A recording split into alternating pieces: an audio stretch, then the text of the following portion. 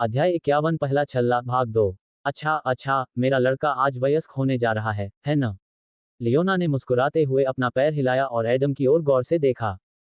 Adam ने शर्मिंदगी में अपने सिर के पीछे खुजलाया। उसने अपने माता पिता को इस बारे में नहीं बताया था, लेकिन उसकी आंखों में चमक और चेहरे पर सपनों की झलक देखकर उसकी मां को यह समझने में कुछ मिनट लग गए। हालांकि लियोना किसी बात को लेकर गलत थी। एडम के उत्साह का मुख्य कारण जेना के साथ डेट नहीं था, हालांकि यह इसका एक बड़ा हिस्सा था, लेकिन ये तथ्य कि आज रात वह फर्स्ट रिंग में होगा। यह एक ऐसी जगह थी जहां वह लंबे समय से जाना चाहता था, क्योंकि वहां सबसे अमीर और सबसे शक्तिशाली लोग रहते थे, साथ ही कई प्रेत भी थे। वास्तव में, अगर एडम चाहता तो वह पहले से ही फर्स्ट रिंग में रह सकता था, अगर उसे अपने परिवार की आर्थिक देखभाल करने की जरूरत न होती। हालांकि एडम को कोई पछतावा नहीं था। वह जानता था कि अगर एक दिन वह डेमियन के स्तर पर पहुंच गया, तो पैसे का कोई मतलब नहीं रह जाएगा। डॉट डॉट डॉट उसी समय दूसरे घर में दो लड़कियों के बीच ऐसी ही बातचीत चल रही थी। उनमें से एक लड़की ऐसी दिख रही थी जैसे वह अपनी बेटी को शादी के लिए भेज रही हो, हालांकि वे दोनों एक ही उम्र की थीं। ठीक है, ये बुरा नहीं है। अगर एडम अपनी पसंद के बारे में ईमानदार होता, तो वह आपके बड़ की सराहना करता। सिल्वाना ने आत्मविश्वास से कहा, जेना को देखते हुए अपनी डेट के लिए तैयार हो रही थी। घंटों बाद उसने आखिरकार एक उपयुक्त पोशाक चुनी। चारों ओर अलग अलग कपड़ों का एक पूरा पहाड़ था। क्या तुम्हें यकीन है? क्या तुम्हें नहीं लगता कि यह बहुत सामान्य बात है? जेना ने अपने चारों ओर देखते हुए बुदबुदाया। उसने शाम के कपड़े पहने हुए थे, लंबी आस्तीन और खुले कंधों वाला काला ब्लाउज, साफ सुथरी नीलम की बालियां और पतली जीन्स जो उसके शरीर के उभारों को उभार रही थी। सिल्वाना ने अपना सिर हिलाया। चिंता मत करो, एडम सूट में नहीं होगा, मैंने इसका ध्यान रखा है। तुम में से एक प्रेत, इसलिए तुम्हें लोगों को प्रभावित करने की कोशिश करने की जरूरत नहीं है। तुम्हें एडम को लुभाने की जरूरत है, क्या तुम यही नहीं चाहती हो? सिल्वाना ने अपनी आंखें सिकोड़ लीं, उसकी तीखी निगाह ने जेना को झिझकने पर मजबूर कर दिया। बेशक मैं चाहती हूँ। धिक्कार है। जब मैंने ब्रास पपेट के खिलाफ उसकी लड़ाई देखी तो मैं उत्साह से लगभग फट गई। जब उसने अपना दिल चीर दिया। यह अविश्वसनीय था। जेना ने बुदबुदाया और उसके गाल लाल हो गए, और एक हल्की सी पागल मुस्कान दिखाई दी।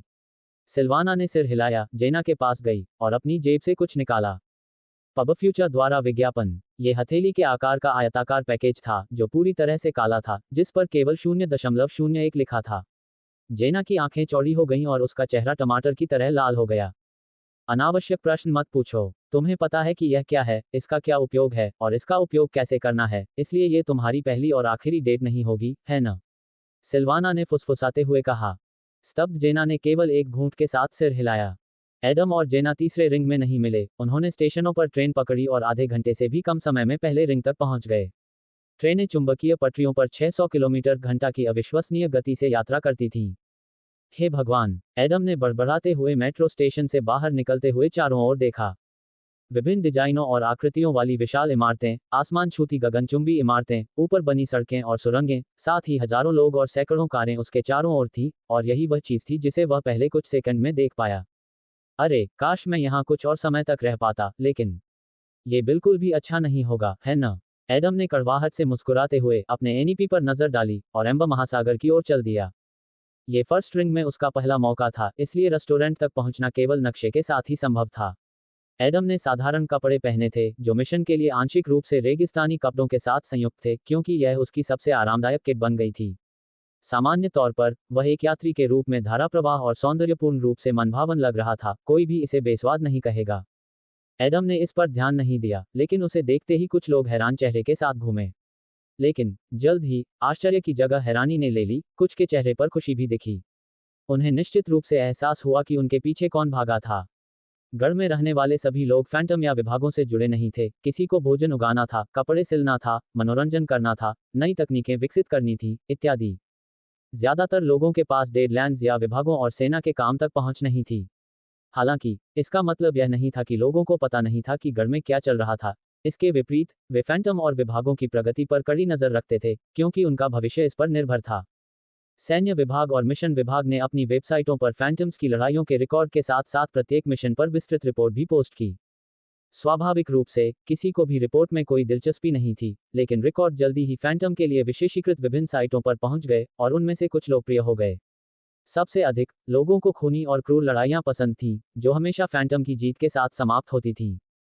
अजीब बात यह है कि एडम सबसे लोकप्रिय फैंटम रूकीज में से एक था, क्योंकि उसके पास पहले से ही 2 मुकाबले थे जो उस मानदंड पर खरे उतरते थे। अरे, तुम एडम हो, है न? किसी आदमी ने एडम की तरफ मुड़ते हुए कहा। पब फ्यूचर द्वारा विज्ञापन। हालांकि एडम ने रुकना नहीं चाहा, उसे लगा कि यह किसी और को संबोधित है। आखिरकार उसे ये भी एहसास नहीं था कि कोई उसे सड़क पर पहचान सकता है। थोड़ी देर बाद एडम एक आभूषण की दुकान के पास रुका, लेकिन अपने लिए अंगूठी चुनने के लिए नहीं, बल्कि नक्शे द्वारा बताए गए 2 रास्तों में से एक को चुनने के लिए। दरवाजा खुला और एक अधेड़ उम्र की महिला बाहर निकली। उसके कुछ बाल सफेद हो चुके थे और चेहरा झुर्रियों से भरा हुआ था। बाद में मिलते हैं, मुझे उम्मीद है कि मैं जल्दी ही वापस आ जाऊंगी, महिला ने सेल्समैन को अलविदा कहते हुए कहा और उदास होकर जमीन की ओर देखने लगी, किसी पर ध्यान नहीं दिया।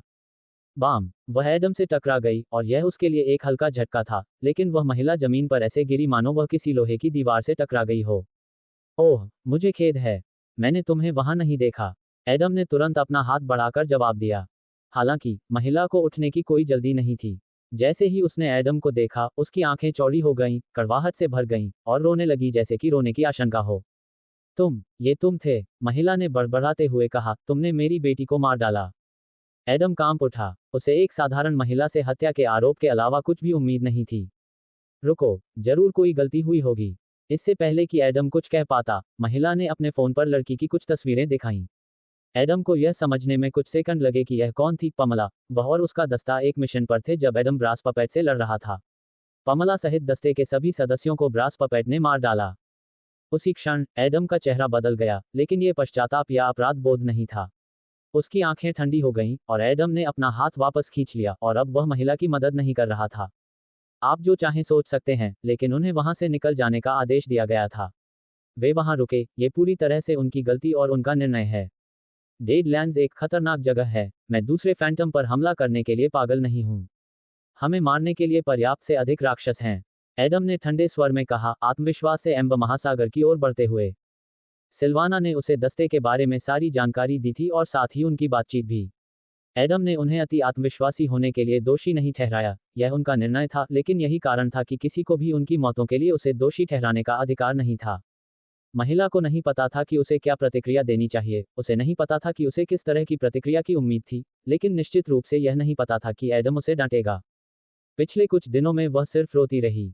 उसके पास अपने दुख के लिए बहाने के लिए आंसू भी नहीं बचे थे। अध्याय 52 पहला छल्ला भाग 3। एडम एक अवस्था से दूसरी अवस्था में चला गया था और अब एम्बर महासागर के पास पहुंचने पर उसे फिर से बदलने की जरूरत थी। ये पूर्वी शैली में बनी 3 मंजिला इमारत थी जिसमें नीले रंग के पगोडा जैसे टाइल और नुकीली चोटियां थीं। दीवारों की जगह एम्बर ग्लास था जो रात की सड़कों की रोशनी को दर्शाता था, जो गढ़ के केंद्र को पूरक बनाता था। हर मिनट कोई न कोई एम्बर महासागर में प्रवेश करता था। वे महंगे सूट पहने हुए अमीर पुरुष और शानदार कपड़े पहने हुए महिलाएं थीं।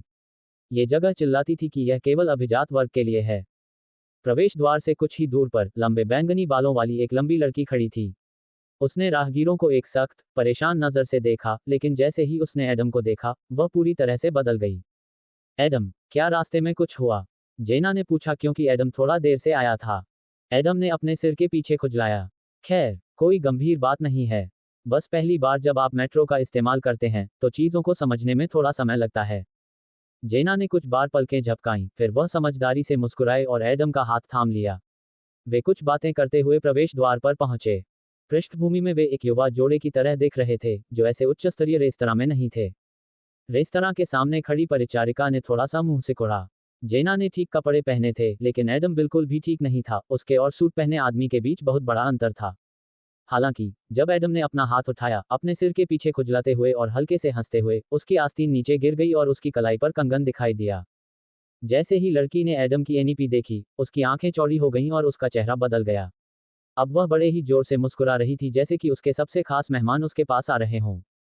शुभ संध्या, मैं आपका एम्बर ओशन में स्वागत करता हूं। क्या आपके पास आरक्षण है? एडम पीला पड़ गया। अरे, मैंने तो इस बारे में बिल्कुल भी नहीं सोचा था। Ads by pub future. Adam कुछ और कहना चाहता था क्योंकि उसे किसी तरह स्थिति को सुधारना था, लेकिन लड़की ने उससे पहले ही यह कह दिया। ओह, आपको इसकी चिंता करने की जरूरत नहीं है। हमारे पास हमेशा दूसरी मंजिल पर फैंटम के लिए कुछ खाली टेबल होती हैं। क्या आपको इससे कोई आपत्ति नहीं होगी? हाँ, जरूर, एडम ने जल्दी से जवाब दिया, मानो उसके पास कोई विकल्प था। ये पहले से ही एक बड़ी किस्मत थी कि एम्बर ओशन इतनी विचारशील थी। दरअसल, ये सिर्फ एम्बर ओशन की बात नहीं थी। लगभग सभी high and store, restaurant, bank इत्यादि फैंटम्स के लिए अतिरिक्त एहसान करने की कोशिश कर रहे थे। स्वाभाविक रूप से काफी हद तक ये स्वार्थी विचारों से किया गया था। फैंटम्स के साथ अच्छे संबंध रखना लाभदायक था। हालांकि कुछ हद तक उन्होंने ऐसा इसलिए किया क्योंकि वे फैंटम द्वारा किए जा रहे काम के लिए वास्तव में आभारी थे। आखिरकार अगर वे नहीं होते तो कोई रेस्तरां, कोई दुकान, कोई घर नहीं होता। राक्षस अपने रास्ते में आने वाली हर चीज को नष्ट कर देते और कोई भी उन्हें रोक नहीं पाता। कदम कदम, एक और कदम। लड़की का पीछा करते हुए एडम और जेना दूसरी मंजिल पर चले गए और खिड़की के पास वाली मेज के पास पहुंच गए। उन्होंने ध्यान आकर्षित किया। पहले तो वे हैरान दिखे। वह अनुचित कपड़े पहने आदमी यहाँ क्या कर रहा था? कई लोगों ने ठीक यही सोचा था। हालांकि उन्हें जल्द ही पता चल गया कि वह एक प्रेत था और कुछ लोगों ने उसे पहचान भी लिया।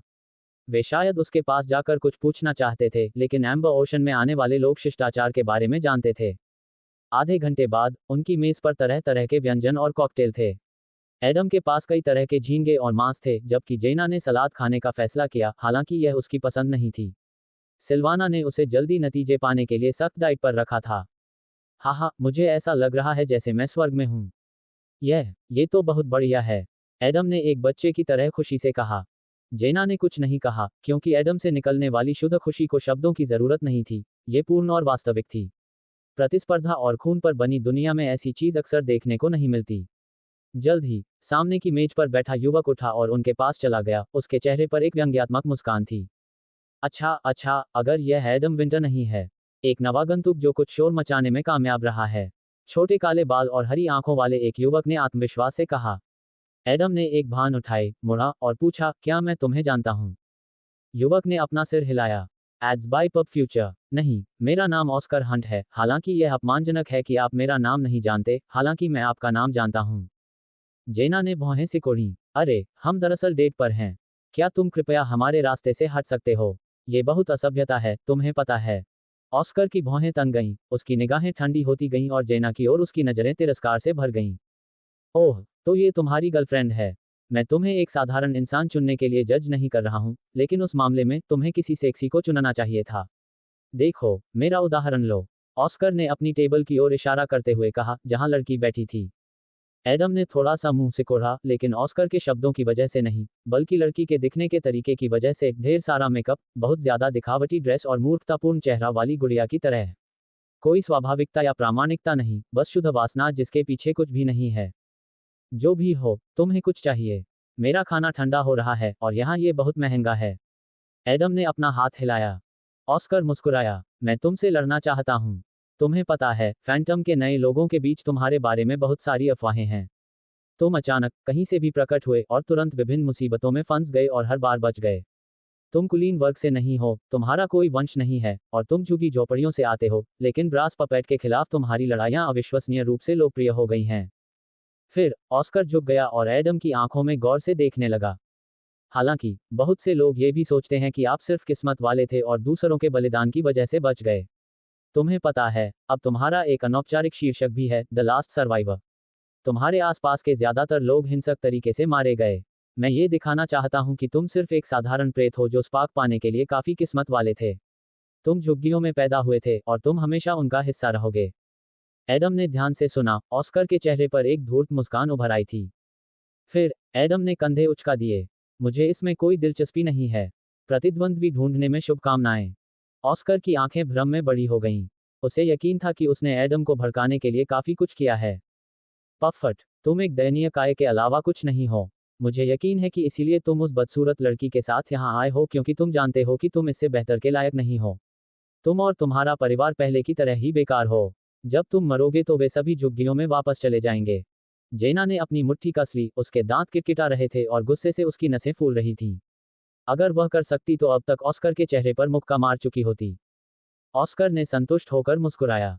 उसकी योजना पूरी तरह से कामयाब रही। जेना गुस्से से उबल रही थी, जिसका मतलब था, क्या बकवास है? ऑस्कर ने एडम की शांत निगाहों को देखकर अविश्वास में कहा। और तुमने क्या उम्मीद की थी कि मैं उठकर तुमसे लड़ना शुरू कर दूंगा? एडम ने भौहें उठाईं। लेकिन क्या तुम सचमुच इतने दयनीय हो कि किसी को अपने परिवार का अपमान करने दोगे? ऑस्कर ने आश्चर्य से कहा। एडम ने गहरी सांस ली। तुम एक जोकर हो, बस यही है। मैंने झुग्गियों में इतनी गालियां सुनी हैं जितनी तुम अपनी पूरी दयनीय जिंदगी में नहीं कह सकते। अगर मुझे तुम पर हमला करना पड़े तो मैं तुम्हारी मर्जी के मुताबिक ही करूंगा, इससे ज्यादा कुछ नहीं। इसके अलावा तुम पहले ही खुद को बहुत शर्मिंदा कर चुके हो, मुझे कुछ करने की जरूरत नहीं है। एडम ने ठंडे स्वर में कहा, हॉल के चारों ओर नजर घुमाते हुए। ऑस्कर का प्रदर्शन अनदेखा नहीं किया जा सका। लोग उसे स्पष्ट रूप से नापसंदगी से देख रहे थे, भले ही उन्होंने उसकी बात नहीं सुनी थी, उसकी आवाज से अन्य लोगों को परेशानी हो रही थी। हालांकि, भले ही आप एक बेवकूफ हैं, मैं आपके प्रस्ताव पर विचार कर सकता हूं। ऑस्कर की आंखें सिकुड़ गईं। मुझे पता था कि इससे आपकी भावनाएं आहत होंगी। मैं आज रात आपसे लड़ने और आपको नष्ट करने के लिए तैयार हूं। मैं साबित कर दूंगा कि बिना वंश के प्रेत कुछ भी नहीं है। ऑस्कर ने खुशी से कहा, अपनी जीत की उम्मीद करते हुए। एडम आगे बढ़ा और एक व्यापारी की तरह अपने अंगूठे और उंगली को रगड़ने लगा। ऑस्कर ने असमंजस में भौहें उठाईं। भुगतान करो। तुम्हें इस लड़ाई की जरूरत है, मुझे नहीं। तुम फर्स्ट रिंग में रहते हो और इसलिए खून के रिश्ते पर निर्भर हो, तुम जरूर किसी अमीर परिवार से होगे। अगर तुम मुझसे लड़ना चाहते हो तो मैं 50,000 क्रेडिट मांगता हूं, वरना अगर तुम इसके काबिल भी नहीं हो तो मुझे फिर कभी परेशान मत करना। एडम ने पूरे आत्मविश्वास से कहा, उसके पास खोने के लिए कुछ नहीं था। वह ऑस्कर को जिस तरह चाहे उस तरह से नियंत्रित कर सकता था। ऑस्कर की गरिमा अब दांव पर थी। ऑस्कर ने अपनी मुट्ठियां कस लीं, दांत पीस लिए और बोला, ठीक है। 3 दिन में, एरिना A03 में, मैं तुम्हें चीर डालूंगा। एडम ने अपना हाथ आगे बढ़ाया और अपना पहचान पत्र खोला। ऑस्कर ने पैसे ट्रांसफर किए और परेशान होकर अपनी टेबल पर लौट आया। एडम, क्या तुम सचमुच लड़ने जा रहे हो? जो कुछ हुआ उससे हैरान जेना ने पूछा। जरूर, क्यों नहीं? क्राउन टाइप के साथ लड़ाई के बाद मुझे एहसास हुआ कि मुझे ऐसे विरोधियों के खिलाफ कुछ युद्ध अनुभव की जरूरत है। इसके अलावा, मैंने जितना कमाया था उससे ज्यादा कमाया। यह एक बहुत बड़ी डील है। शायद मुझे मैनेजर के तौर पर काम करना चाहिए, आपको क्या लगता है? जेना ने बस गहरी सांस ली, फिर वह थोड़ा मुस्कुराई। एडम ने जो किया वह चतुराईपूर्ण था, इसने उसे पाने के लिए और भी उत्सुक बना दिया। इस समय एडम अपने खाने का आनंद ऐसे ले रहा था जैसे कुछ हुआ ही ना हो। झुगी झोपड़ी से आने वाले व्यक्ति के रूप में, वह व्यवहारिक रूप से इस तरह के हेरफेर से अछूता था। डेट अच्छी गति से आगे बढ़ी, और जब आकाश तारों से ढका हुआ था और चांद चमक रहा था, तो जेना के लिए वह करने का समय आ गया जो वह लंबे समय से करना चाहती थी। अध्याय 53 3 बल। रात दिन का एक अनोखा समय है क्योंकि बच्चों के लिए अंधेरा सबसे भयावह समय होता है और सिर्फ उनके लिए ही नहीं। रात के अंधेरे में कई भयानक काम किए गए, लेकिन ऐसा कोई वयस्क मिलना मुश्किल है जो यह न समझे कि एक शांत, तारों भरी रात कितनी खूबसूरत होती है जब आप अकेले होते हैं। ये रात का समय था जब लोग ऐसी चीजें करना चाहते थे जो दिन के उजाले में बहुत अजीब या खतरनाक होती, और अंतरंगता उनमें से एक थी। एडम बिस्तर पर लेटा हुआ अंधेरे आसमान में धीरे धीरे आगे बढ़ते तारों को देख रहा था। एडम ने सोचा कि किसी समय आसमान में एक और तारा था, सबसे चमकीला तारा पुरानी दुनिया के अंत और नई दुनिया की शुरुआत का समय था जिसमें अब वह रहता था। मुझे आश्चर्य है, अगर आखिरी तारा नहीं गिरा होता, तो अब मेरे साथ क्या हो रहा होता? क्या मैं दुनिया का आनंद लेना शुरू कर रहा हूं, जैसी कि यह है?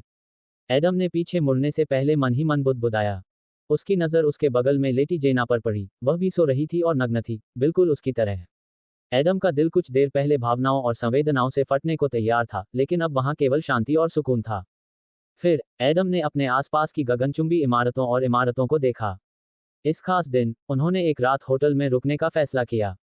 एडम ने एडेन हैंक से बदला लेने की ठानी, वह वैज्ञानिक जिसने उसे मृत भूमि में फेंक दिया था, लगभग उसे मौत की सजा सुना दी थी। हालांकि, अधिक से अधिक बार एडम ने सोचा कि अगर ऐसा नहीं हुआ होता, तो वह फैंटम नहीं बन पाता। हाँ, किस्मत बड़ी क्रूर चीज है। जब आप बच जाते हैं, तो आप अपनी उपलब्धियों पर खुश होते हैं, लेकिन हजारों अन्य लोगों की आवाजें, जो बच नहीं पाए, कोई भी कभी नहीं सुन पाएगा। एडम ने गहरी नजर से मुस्कुराते हुए अपनी आंखें बंद की और नींद में डूब गया। डॉट डॉट डॉट सुगंधित कॉफी की तेज गंध एडम की नींद खुलने का कारण बनी, जिसके बाद जेना द्वारा तैयार किया गया नाश्ता उसकी नींद में बाधा बन गया। आमतौर पर, जेना सख्त और दृढ़ थी, हालांकि अब वह मीठी हो गई थी जो थोड़ा अजीब था। तलवार तो कोई भी उठा सकता था, लेकिन केवल एक कुशल तलवारबाज ही युद्ध के मैदान में मृत्यु का देवता बन सकता था। यह एक मुलाकात थी, कोई नया जीवन नहीं, इसलिए जल्द ही वे तीसरे रिंग में वापस आ गए, प्रत्येक अपने अपने घरों में। फिर, एडम ने ऑस्कर के खिलाफ लड़ाई की तैयारी शुरू कर दी। उसके पास 3 दिन थे, और यह उसके नए कौशल को निखारने और उसे महारत हासिल करने के लिए एक बढ़िया प्रोत्साहन था। पब फ्यूचर द्वारा विज्ञापन। एडम को एहसास हुआ कि कोई योग्यता जितनी अधिक जटिल और पेचीदा होती है, उसमें उतनी ही अधिक संभावनाएं होती हैं। तलवार तो कोई भी उठा सकता था, लेकिन केवल एक कुशल तलवारबाज ही युद्ध के मैदान में मृत्यु का देवता बन सकता था। डॉट डॉट डॉट मैंने सुना कि एम्बर ओशन के साथ क्या हुआ, मुझे कहना चाहिए कि मैं हैरान हूं। आप उसे इतनी बड़ी रकम देने के लिए राजी करने में सफल रहे, लेकिन ये फिर भी लापरवाही थी। आपको इसके लिए सहमत नहीं होना चाहिए था। सिल्वाना ने शांति से कहा, टेबल पर बैठ गई। वे वर्चुअल चैम्बर में अभ्यास करने के बाद कॉफी पी रहे थे। एडम ने उसकी ओर एक नज़र डाली। क्यों, तुम्हें लगता है कि मैं हार जाऊंगा? सिल्वाना ने अपना सिर हिलाया। नहीं, तुम निश्चित रूप से जीतोगे। मैं तो ये भी कहूंगा कि यह तुम्हारे लिए बहुत आसान होगा। ऑस्कर हंट भी तुम्हारी तरह ही एक के एक फैंटम है। हालांकि तुम्हारी तरह उसने अभी तक एक भी क्राउन मॉन्स्टर से लड़ाई नहीं की है। उसने अपना समय निर्धारित करने के लिए वर्चुअल जोन में ग्रेनाइट घोस्ट को मारने की भी हिम्मत नहीं की। सिल्वाना ने समझाया। हालांकि उसने उसके सवाल का जवाब तो दे दिया, लेकिन इससे स्थिति और स्पष्ट नहीं हुई। उसे अभी भी कुछ समझ नहीं आया। एडम, क्या तुम नहीं समझते? ये सिर्फ तुम्हारे और ऑस्कर के बीच लड़ाई नहीं होगी, वहां दर्शक भी होंगे। और यह एक अखाड़ा है, कोई ना कोई हमारी लड़ाई देख रहा होगा। मुझे यकीन है कि वहां शर्त और इस तरह की चीजें भी होंगी। एडम ने अपना हाथ हिलाया। जरूर, लेकिन बात यह है कि उनमें वे लोग भी होंगे जो तुम्हें भर्ती करना चाहते हैं। सिल्वाना ने गहरी सहमति में सिर हिलाया। एडम ने भौं उठाए। भर्ती? क्या आपका मतलब दस्तों से है? क्या कुछ प्रस्ताव मिलना बुरा नहीं है? मुझे कभी कभी टीमवर्क से कोई परेशानी नहीं होती, आप जानते हैं। एडम ने बेपरवाही से कंधे उचका दिए।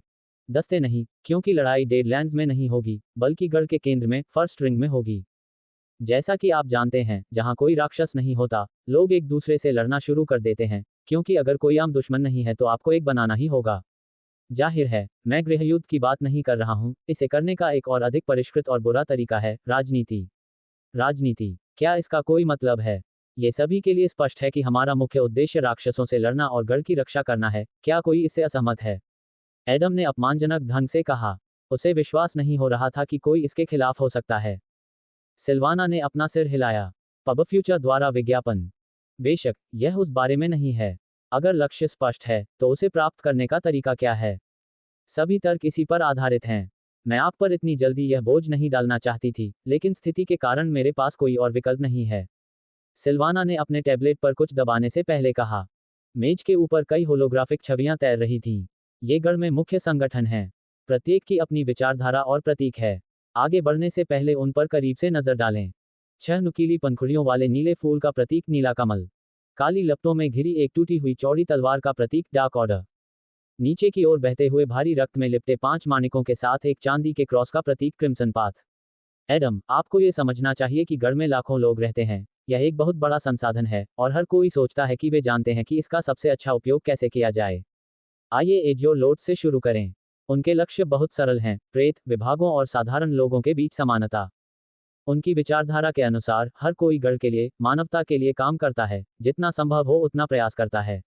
ये निश्चित रूप से पूर्ण समानता नहीं है, लेकिन आप इसका विचार समझ गए होंगे।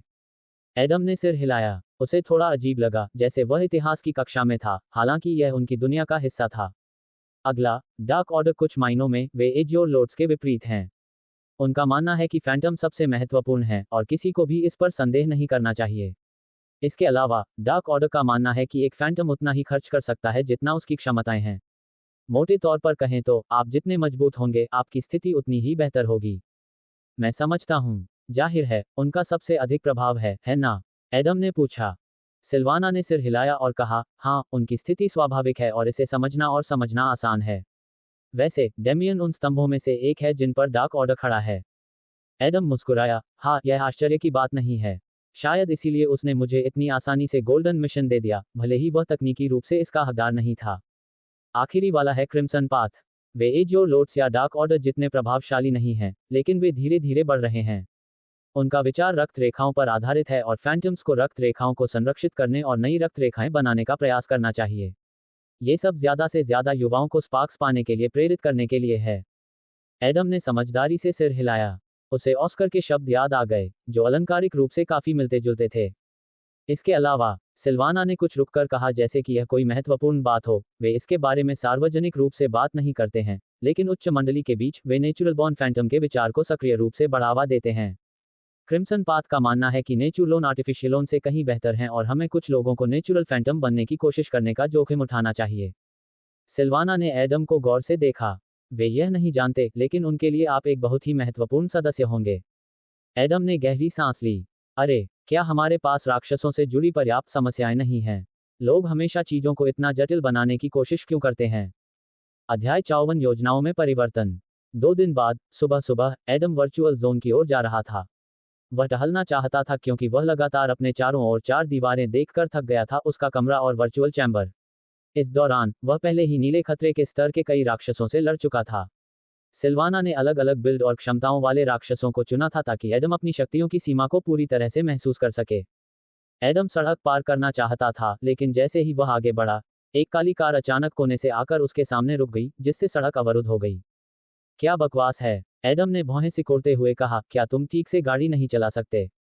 कार का दरवाजा खुला और ड्राइवर बाहर आया, एक व्यक्ति जो सेना की वर्दी पहने हुए था और उसके चलते समय लाल कपड़े की लकीरें मुश्किल से दिखाई दे रही थीं।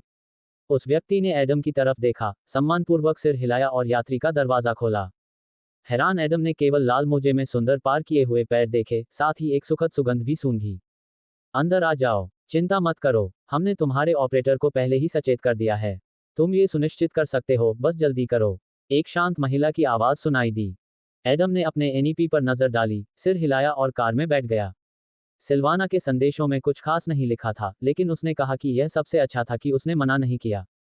अंदर कदम रखते ही एडम का स्वागत एक लड़की ने किया जिसके कंधे तक छोटे लाल बाल और तीखी अंबर आंखें थीं।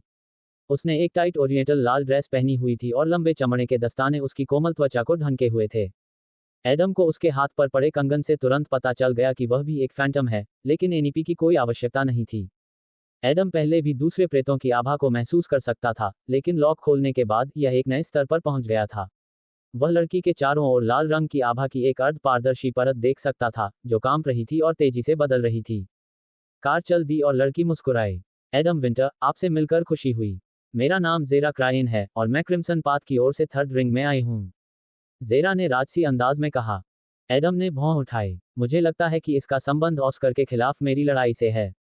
एडम ने सुझाव दिया। ज़ेरा के सामने आने का कोई और कारण नहीं था। Ads by pub future. Zera ने संतुष्ट होकर सिर हिलाया। हाँ, लेकिन आपकी लड़ाई पहले ही रद्द कर दी गई है। ज़ेरा ने बेपरवाही से कहा। क्या? ऑस्कर ने मुझे कुछ नहीं बताया। एडम हैरान था। ज़ेरा ने अपना हाथ हिलाया और उसके चेहरे पर घृणा के भाव उभर आए। वह बेवकूफ़ एक साधारण कृत्रिम के वन फैंटम है, उसे ये भी एहसास नहीं था कि वह कितनी बेवकूफ़ी कर रहा था। आप उसे इतनी आसानी से और जल्दी से हरा देते कि दर्शकों के दांव लगाना बंद करने से पहले ही लड़ाई खत्म हो जाती। एडम ने भौहें सिकोड़ी। ऑस्कर शायद सबसे मिलनसार व्यक्ति न हो, लेकिन हमारे बीच एक डील हुई थी। मुझे नहीं लगता कि आप उसके लिए ये तय करने की स्थिति में हैं।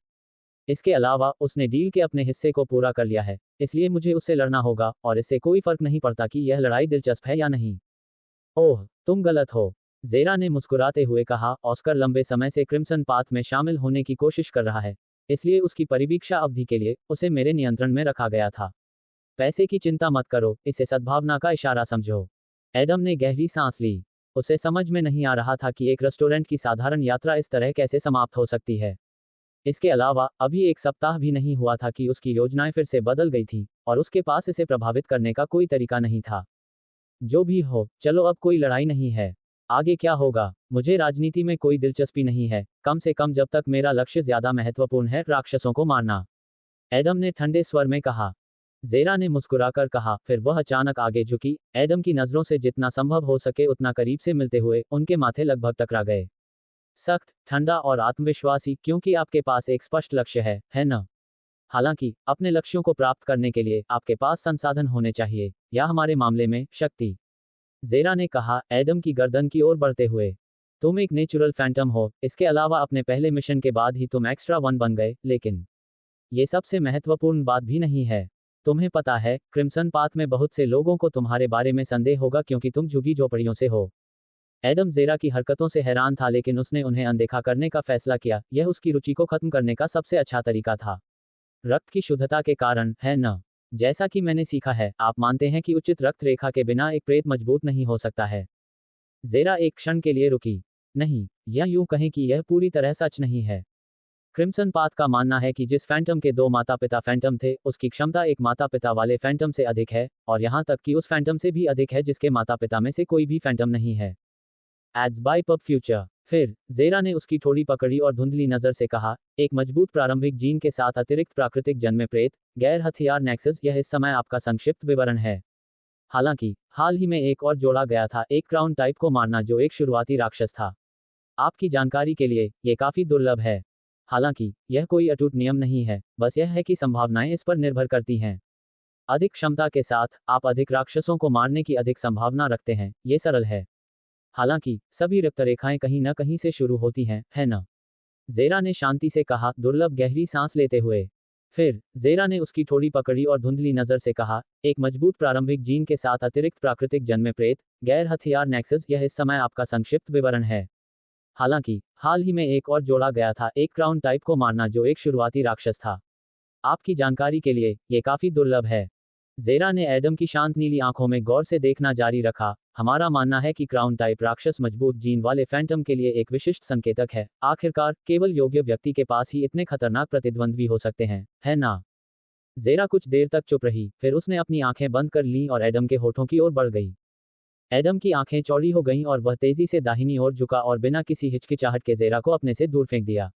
उसने निश्चित रूप से सीमा पार कर ली थी। ओह, लगता है मुझे रिजेक्ट कर दिया गया है। ये शर्म की बात है। मैंने आपकी गर्लफ्रेंड के बारे में सुना है, उसका नाम जेना है, मुझे लगता है ना? जेरा की आंखें सिकुड़ गईं। एडम ने कुछ जवाब नहीं दिया। मैं आपके निजी मामलों में दखल नहीं देना चाहती, लेकिन अगर मैं आपकी जगह होती, तो मैं उसे अपना प्रेमी बना लेती, इससे ज्यादा कुछ नहीं। मेरे पास कुछ प्यारे लड़के भी हैं, लेकिन वे प्रेत नहीं हैं, और वे मेरे साथ प्रजनन के लिए उपयुक्त नहीं हैं। जेरा ने शांति से कहा, जैसे कि यह कोई स्वाभाविक बात हो। एडम ने भौहें सिकोड़ी। क्रिम्सन पाथ के बारे में और अधिक जानना वाकई दिलचस्प रहा है, लेकिन बेहतर होगा कि आप मुझे बताएं कि आप मुझसे क्या चाहते हैं, अन्यथा मैं चला जाऊंगा। जेरा ने सिर हिलाया। ठीक है, मैंने काफी मौज मस्ती कर ली है, लेकिन मैं आपको याद दिलाना चाहती हूं कि मैं अभी सिंगल हूं। मुझे भविष्य में आपके बच्चे को जन्म देने में कोई आपत्ति नहीं है, जब तक कि आप 1 साल में मर न जाएं। जेरा ने अपने होंठ काटे। जेरा की स्पष्टवादिता से एडम के शरीर में सिहरन दौड़ गई। जेना की तुलना में यह एक अलग ही स्तर था, क्योंकि जेरा प्रकृति और विकास की भाषा बोलती थी, सबसे मजबूत जीवित रहते थे, जिसका अर्थ था कि वे ही प्रजनन करते थे। मैं आपकी मदद करना चाहती हूँ। कोई शर्त नहीं, बस क्रिम्सन पाथ की अच्छी यादें और वे कलाकृतियां जिनकी आपको बहुत जरूरत है। जेरा ने पेशकश की। क्या कलाकृतियां? एडम ने पूछा। उसे याद आया कि उसका मुख्य लक्ष्य पहली कुंजी बनाना था, और कलाकृतियां आवश्यक सामग्रियों में से एक थीं। जेरा ने सिर हिलाया। कल मेरा दस्ता एक विशेष मिशन, क्लस्टर मिशन पर जा रहा है। रस्टी रूइंस में असामान्य क्षेत्रों के समूह में जो कुछ दिन पहले दिखाई दिए थे। क्रिम्सन पाथ और मेरी ओर से मैं आपको इस बार मेरे साथ शामिल होने के लिए आमंत्रित करता हूं। मुझे यकीन है कि आप काफी सारी कलाकृतियां एकत्र करने में सक्षम होंगे। जेरा मुस्कुराई। वह जानती थी कि एडम मना नहीं करेगा, क्योंकि यह बहुत लाभदायक था। अध्याय 55 अंधकार में प्रयोग। प्रशिक्षण में शुभकामनाएं। मैं कल आपसे मिलूंगी, जेरा ने उत्साहित होकर कहा जब वह एडम को कार से बाहर ले जा रही थी। ओह, ठीक है, मैं तो लगभग भूल ही गई थी। ये ले लो। जेरा झुकी, अपना हाथ आगे बढ़ाया, एक साधारण सी दिखने वाली फ्लैश ड्राइव पकड़ी। एडम ने असमंजस में अपनी भौं उठाई। यह क्या है? जेरा मुस्कुराए। ये तोहफा है, मेरी और हमारे आपसी दोस्तों की तरफ से। अगर आप अपनी भूख खराब नहीं करना चाहते तो पहले मेरे नाम वाली फाइल खोल लें। एडम ने थोड़ा सा मुंह सिकोड़ा, लेकिन मना नहीं किया। कुछ ने उसे बताया कि यह कुछ दिलचस्प हो सकता है, क्योंकि जेरा एक असामान्य व्यक्ति थी। फिर एडम ने सिल्वाना से संपर्क किया और वर्चुअल जोन में प्रशिक्षण के बाद उसे एक कठोर, परेशान नजर से देखा। खम्मा, मैं माफी चाहती हूँ, मुझे तुम्हें पहले ही चेतावनी दे देनी चाहिए थी। बस चीजें इतनी जल्दी हो गईं, और मैं उन्हें मना नहीं कर सकी। मुझे स्थिति के अनुसार काम करना था। सिल्वाना ने अपराध बोध से सिर नीचे करते हुए कहा। एडम ने आह भरी। मैं समझ गया। फर्स्ट रिंग सिटाडेल का केंद्र है, न केवल अपनी संपत्ति और मनोरंजन के लिए, बल्कि यह संगठनों और लोगों का केंद्र है, जिनके अपने लक्ष्य हैं। एडम ने अपनी उंगलियों से अपने माथे को छुआ। अरे, हमने एक दूसरे को पहली बार देखा, और 10 मिनट बाद उसने गर्भवती होने की पेशकश की। ये निश्चित रूप से सामान्य नहीं है। सिल्वाना खांसी। ये बिल्कुल वैसा नहीं है। हम वास्तव में, आपको क्रिम्सन पाथ के कई कट्टर अनुयायियों से ऐसा प्रस्ताव मिला होगा, क्योंकि वे बहुविवाह को मानक मानते हैं, क्योंकि यह मजबूत जीन को तेजी से फैलाने में मदद करता है। हालांकि इसमें वासना और आनंद के अलावा एक अंधेरा पक्ष भी है जो आपके दिमाग में आ सकता है। सिल्वाना का चेहरा पीला पड़ गया। एडम चुपचाप सुनता रहा। वह पाखंडी नहीं था, और उसने इस तथ्य को नहीं छिपाया कि उसके मन में ऐसे विचार थे, क्योंकि वह एक युवा व्यक्ति था, और जेरा दबंग और सेक्सी थी। लेकिन सिल्वाना के चेहरे से पता चलता था कि इसके पीछे कुछ क्रूरता थी। Ads by pub future. Crimson path की महिलाओं को उन बच्चों की कोई कदर नहीं है जो फैंटम नहीं बन सकते। जब ये पता चलता है कि 2 फैंटम माता पिता होने के बावजूद किसी बच्चे में स्पार्क नहीं है, तो सबसे अच्छी बात जो हो सकती है वह है परिवार से निर्वासित होना। क्रिम्सन पाथ की महिलाओं को इस बारे में बुरा नहीं लगता, क्योंकि उनके लिए यह सफलता की राह पर एक दुर्भाग्य है, एक नए फैंटम का जन्म।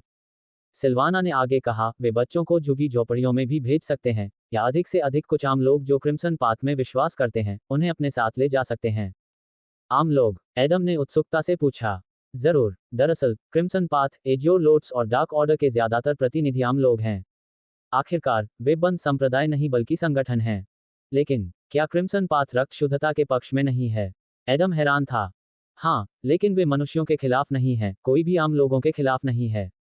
उनके अनुयायी भी रक्त शुद्धता को मानते हैं। यही वजह है कि क्रिम्सन पाथ के सदस्य आम लोग कभी भी फैंटम से बच्चे पैदा नहीं करेंगे ताकि रक्त शुद्धता कम न हो, सिल्वाना ने समझाया। एडम ने गहरी निगाह से सिर हिलाया। मैं समझ गया। खैर, कम से कम वे सुसंगत हैं और उनके लक्ष्य स्पष्ट हैं। वैसे भी मैं देखना चाहता हूं कि यहाँ क्या है, एडम ने एक काली फ्लैश ड्राइव दिखाते हुए कहा। सिल्वाना ने सिर हिलाया और वे रसोई से उसके कमरे में चले गए। उसने फ्लैश ड्राइव डाली और 2 फोल्डरों वाली एक फाइल खुली, ज़ेरा <3 और। एडम ने पहला फोल्डर खोला और स्क्रीन ज़ेरा की नग्न तस्वीरों से भर गई। जाहिर है कि उसने अपनी मुलाकात के लिए तैयारी कर रखी थी। ईमानदारी से कहूं तो जो कुछ मैंने सुना है उसके बाद ये सब आश्चर्यजनक नहीं लगता, एडम ने बड़बड़ाते हुए कहा। उसे अजीब लग रहा था, जैसे कि निषिद्ध फल अब वैसा नहीं रहा और उसका मूल्य कम हो गया हो। सिल्वाना ने सिर हिलाया। क्या मुझे दूसरा खोलना चाहिए? जरूर, क्लिक करें। सिल्वाना ने माउस क्लिक किया और जो कुछ उन्होंने देखा उसे देखकर उनकी आंखें चौड़ी हो गईं। एडम की नसें फूल गईं और उसके हाथ मुट्ठियों में बंध गए और सिल्वाना उल्टी करने को तैयार हो गई। उसने खुद को मुश्किल से रोका। Ads by pub future. यदि पहले फोल्डर में मुख्य पात्र ज़ेरा था, तो दूसरे में यह एडेन हैंक था, या बल्कि उसके प्रयोग और छिपी हुई घटनाएं। दीवारों पर खून बह रहा था, मृत युवा पुरुष, वयस्क और यहाँ तक कि बच्चे भी, वे सभी एडेन की ठंडी निगाहों के नीचे मरने से पहले भय और पीड़ा से ग्रसित थे। कुछ तस्वीरों में लोग ऑपरेटिंग टेबल पर लेटे हुए दिखाई दे रहे थे, अन्य राक्षसों के पंजे के नीचे फटे हुए थे। कुछ निराशा में चिल्ला रहे थे, लेकिन उन सभी के लिए परिणाम एक ही था, मौत। यह क्या बकवास है, एडम ने बड़बड़ाते हुए कहा, जबकि उसकी नज़रें पहली से लेकर आखिरी तस्वीर तक घूम रही थीं, जो बाकी तस्वीरों से अलग थी। आखिरी तस्वीर में एक काले हंस की तस्वीर थी जिसके पंख खून से लथपथ थे। लगता है कि मॉर्टन वैधशाला में आपके साथ जो हुआ वह कोई अपवाद नहीं था, सिल्वाना ने उदास चेहरे के साथ बड़बड़ाया। इसके अलावा ये ब्लैक स्वान है न? तो वे या तो क्रिम्सन पाथ या ज़ेरा से जुड़े हुए हैं, और वे वास्तव में एडेन हैंक के खिलाफ कुछ साजिश रच रहे हैं, एडम ने चकित भाव से कहा। उसने कभी नहीं सोचा था कि बात इस हद तक बढ़ जाएगी, और उसे समझ में नहीं आ रहा था कि अब क्या करे। सिल्वाना को शांत होने में कुछ समय लगा। मैं सुझाव दूंगा कि सेना या अनुसंधान विभाग को बताया जाए, लेकिन हम दोनों जानते हैं कि अगर एडेन हैंक इस तरह के प्रयोग करने में सक्षम है तो कोई ना कोई उसे बचा रहा है। एडम ने सिर हिलाया। वह जानता था कि डगलस भी शक्तिहीन था। हालांकि यदि एडन ऊपरी रिंग में अछूता था, तो इसका मतलब यह नहीं था कि निचले रिंग से कोई भी उस तक नहीं पहुंच सकता था। किसी भी मामले में मेरे लिए कुछ भी करने की कोशिश करना अभी बहुत जल्दी है। मुझे यकीन है कि पागल वैज्ञानिक के अपने अनुयायी हैं। शायद ज़ेरा मुझे इसके बारे में थोड़ा और बता सके, एडम ने अपनी ठुड्डी को रगड़ते हुए सोचा। सिल्वाना ने सिर हिलाया। वे फिर से नहीं बोले और एडम घर लौट आया। उन्होंने राक्षसों के खिलाफ लड़ाई लड़ी थी, लेकिन इसका मतलब यह नहीं था कि मनुष्यों के बीच, उनकी आत्माओं के अंदर राक्षस नहीं थे। अगले दिन, जैसा कि सहमति हुई थी, एडम मिशन के लिए रवाना होने के लिए प्लेटफॉर्म की ओर चल पड़ा।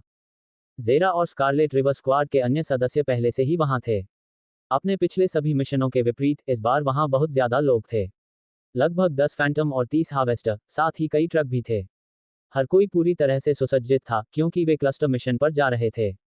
क्लस्टर मिशन विसंगतियों के समूहों के इर्द गिर्द बनाए गए थे, जो एक दुर्लभ लेकिन बेहद खतरनाक घटना है।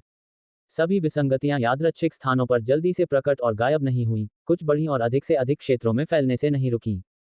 ये प्रक्रिया धीमी थी, लेकिन इसे रोकना जरूरी था, अन्यथा बहुत सारे असामान्य राक्षस हो सकते थे, जिससे हार्वेस्टर्स और फैंटम के बीच अनावश्यक हताहत हो सकते थे। इसके अलावा कुछ मायनों में क्लस्टर मिशन गोल्डन मिशन के समान थे, लेकिन राक्षस जीन और कलाकृतियों के इनाम के लिए टाइटैनिक प्रयासों को लागू करना पड़ता था।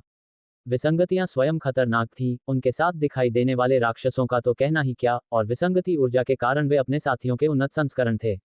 अरे, मैं तुम्हारा इंतजार कर रही थी, ज़ेरा ने जोर से हाथ हिलाते हुए कहा। उसके बगल में 2 और फैंटम खड़े थे जो जाहिर तौर पर उसके बाद इस दस्ते के प्रभारी थे। ठीक है, अब समय आ गया है कि मैं वह काम करूं जो पहले से ही मेरा पसंदीदा काम बन चुका है न? एडम ने मुस्कुराते हुए अपने दस्तानों की ओर देखा। उम्मीद है हमें कोई मजबूत व्यक्ति मिल जाएगा और मैं आपसे बेहतर प्रदर्शन कर सकूंगा। अध्याय 56 बर्फ के जीव। ये हेजल है, वह हमारी टीम में दूसरे नंबर पर है। जेरा ने जोर से कहा और अपनी दाईं ओर खड़ी लड़की की ओर इशारा किया। हेजल के छोटे नीले बाल थे, चश्मा था और नीली शांत आंखें थीं। वह जेरा से काफी छोटी थी और विनम्र दिखती थी, लेकिन उसकी नजरें नाराज थीं। और यह डार्गो है। वह तीसरे नंबर का अधिकारी है। जेरा ने छोटे भूरे बालों वाले एक मजबूत आदमी की ओर इशारा करते हुए घोषणा की। डार्गो ट्रक के पास खड़ा था और उसकी दोनों बाहें छाती पर रखी हुई थीं। उसने शांत, आत्मविश्वास से भरी नजर से दूसरी ओर देखा, फिर मुड़कर एडम की ओर देखा। हाय। डार्गो ने फिर से मुड़ने से पहले थोड़ा सिर हिलाया। उसने दूसरे फैंटम और हार्वेस्टर्स को कुछ चिंता के साथ देखा। आपसे मिलकर अच्छा लगा, हेजल ने शांति से कहा। मैंने ब्रास पपेट के खिलाफ आपकी लड़ाई देखी। आपने बहुत सारी गलतियां की, लेकिन फिर भी ये प्रभावशाली था। एडम हैरान था। धन्यवाद, ऐसा मुझे लगता है। चलो, अब चलने का समय हो गया है। मुझे यकीन है कि यह एक दिलचस्प मिशन होगा। क्लस्टर मिशन कभी भी चुपचाप नहीं चलते। जेरा ने ट्रक का दरवाजा खोलते हुए जोर से कहा। हेजल और डार्गो अपने ट्रकों की ओर चल पड़े। स्कारलेट रिवर स्क्वाड के पास बहुत सारे फैंटम थे, इसलिए वे ड्राइव भी हो सकते थे, जो जेरा ने किया। अरे, मेरी सीट पर बैठ जाओ। जेरा ने अपना हाथ हिलाया, फिर उसके चेहरे पर एक धूर्त मुस्कान उभरी। या शायद तुम मेरी गोद में लेटना चाहो। मुझे कोई आपत्ति नहीं है, तुम्हें पता है। एडम ने अपना सिर हिलाया और बिना किसी और बात के जेरा के बगल में बैठ गया। उसे यकीन था कि वह किसी समय इससे ऊब जाएगी। ये बताना मुश्किल था कि वह कितना सही था। प्रत्येक ट्रक में काले रंग के केस लगे हुए थे, कुछ अंदर थे, जैसे जेरा के ट्रक में। यह उनके नेक्सस थे, लेकिन एडम को आश्चर्य हुआ कि जेरा, हेजल और डार्गो के लिए अन्य फैंटम की तुलना में केस कितने बड़े थे। क्या आप मेरे नेक्सस को देखने में रुचि रखते हैं? जेरा मुस्कुराई। खैर, मैं इसे नहीं छिपाऊंगा, हालांकि हेजल के पास कुछ और दिलचस्प बात है। उसका मामला खुद उससे भी बड़ा है। वैसे, क्या वे भी क्रिम्सन पाथ के सदस्य हैं? Ads by pub future. Zera ने अपना सिर हिलाया। पूरी टीम में से सिर्फ मैं और डार्गो ही हैं। मैंने अपने विश्व दृष्टिकोण को समझने से पहले उनके साथ काम किया था, और यह अच्छी बात है। हम सिटाडेल में जो करते हैं, उसका डेडलैंड्स में होने वाली लड़ाइयों से टकराव नहीं होना चाहिए। काम और रिश्तों के साथ भी यही होता है, उन्हें मिलाना सबसे अच्छा नहीं है। जेरा ने गैस दबाने से पहले शांति से जवाब दिया। एडम ने सिर हिलाया और अपनी आंखें बंद कर ली, अपने स्थान में डूब गया। उसका इवोल्यूशन ट्री विकसित हो चुका था और इनिशियल जीन ने एक नई क्षमता प्राप्त कर ली थी और पिछले एक में सुधार किया था, लेकिन एडम अभी तक के एक लेवल पर अपनी शक्ति की सीमा तक नहीं पहुंचा था, क्योंकि उसका आर्टिफैक्ट और नेक्सस अभी भी वैसा ही था जैसा कि ब्रास पपेट के खिलाफ लड़ाई से पहले था। बुनकर का खजाना। ये दस्ताने उन लोगों के लिए आदर्श हैं जो सुई के साथ काम करने के आदी हैं। ये बुनकर के हाथों के लिए उत्कृष्ट सुरक्षा प्रदान करते हैं और धागे को एक ही अंतस्थापित प्रणाली में जोड़कर सुई की समग्र शक्ति और गति को बढ़ाते हैं। पहला गुण, पहला राग, आत्मा का रोना। दूसरा गुण, 10 बैंगनी खतरा स्तर जीन आवश्यक। एडम ने सिर हिलाया, फिर उसकी नजर विपरीत दिशा में मंडरा रहे आर्टिफैक्ट पर गई। झूठी ओप, पहला दुर्लभता स्तर। पहला गुण, बिजली जैसी सजगता। दूसरा गुण, बिजली कदम। तीसरा गुण, एक बैंगनी खतरा स्तर जीन और 3 दुर्लभता स्तर कलाकृतियों की आवश्यकता है। एडम ने तारों से भरे आसमान में तैरते अपने दस्तानों को ध्यान से देखा। उसे लगा कि ताला खोलने के बाद वह उन सभी को पालेगा, लेकिन स्थिति ज्यादा जटिल थी। अरे, कुंजी बनाने के लिए ढेर सारे संसाधनों की जरूरत के अलावा, मैं जीन और कलाकृतियों के बिना अपनी पूरी शक्ति भी प्राप्त नहीं कर सकता। जेरा सही थी, ये वास्तव में एक लाभदायक मिशन है क्योंकि मुझे कुल 13 कलाकृतियों की जरूरत है, जो बहुत ज्यादा हैं। फिर, एडम ने अपनी आंखें बंद कर लीं और ट्रक में वापस आ गया। Ads by pub future. वे पहले ही रस्टी रूइंस के पास पहुंच चुके थे और उस ढलान की ओर बढ़ रहे थे जहां से क्षेत्र का पश्चिमी भाग दिखता था। मार्ग पहले से ही तय किया गया था ताकि वे किसी राक्षस से न टकराएं, हालांकि ऐसा होने की संभावना नहीं थी। अब सुबह हो चुकी थी और ज्यादातर राक्षस विसंगति समूह से दूर रहना पसंद करते थे क्योंकि यह उनके लिए भी खतरा हो सकता था। चलो चलें, जेरा ने ट्रक से बाहर निकलते हुए कहा। एडम उसके पीछे चला गया। एडम ने ढलान के किनारे खड़े होकर कुछ कदम आगे बढ़ाए, और जैसे ही उसने ऐसा किया, उसे ठंडी हवा के झोंके ने झटका दिया। उजाड़ जंगल की यादें तुरंत उसके दिमाग में भर गईं, लेकिन अब वह एक अलग जगह पर था। अरे, यह उस विसंगति के समान नहीं है जहां से मैंने अपनी कलाकृति ली थी। एडम ने चकित भाव से कहा। आगे, सैकड़ों वर्ग मीटर तक फैली बर्फीली हवाएं लोहे की बर्फीली इमारतों के बीच से गुजर रही थीं। जगह जगह जमीन से बर्फ के क्रिस्टल उभर रहे थे और कम तापमान का एहसास 1 किलोमीटर की दूरी पर भी हो रहा था। प्रत्येक विसंगति का अपना केंद्र था जिसमें एक कलाकृति और कई राक्षस थे, साथ ही सबसे मजबूत तत्व प्रभाव भी थे। इस समूह में 10 से अधिक ठंड विसंगतियां थीं, शायद दर्जनों भी, और प्रत्येक में कम से कम एक कलाकृति थी। अरे, भले ही मैं ऊर्जा कवच के कारण उन्हें नहीं देख सकता, लेकिन वे निश्चित रूप से कलाकृतियां हैं, है ना? एडम ने चकित भाव से पूछा। वह उस अवर्णनीय भावना को पहले ही भूल चुका था जब उसने अपनी पहली विसंगति देखी और झूठी ओप प्राप्त की। कलाकृतियां फैंटम की शक्ति के स्तंभों में से एक थीं क्योंकि केवल उनके शरीर ही इसे अवशोषित और सहन कर सकते थे। वे बढ़ सकते थे, विकसित हो सकते थे और अपने मालिक को नई क्षमताएं प्रदान कर सकते थे।